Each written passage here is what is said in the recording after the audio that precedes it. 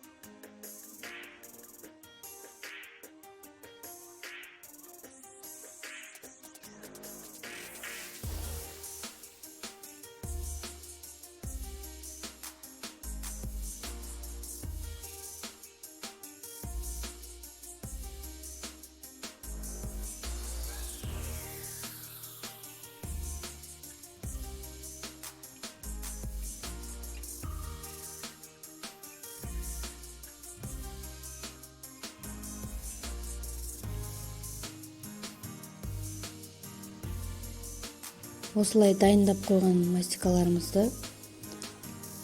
тоңазытқышқа қатқанша қойып қоямыз. Оған дейін тортымыздың декор кремін жағып дайындап қоямыз. Соңында осылай оформлениесін дайындаймыз. Қазір видеодағыдай көресіздер.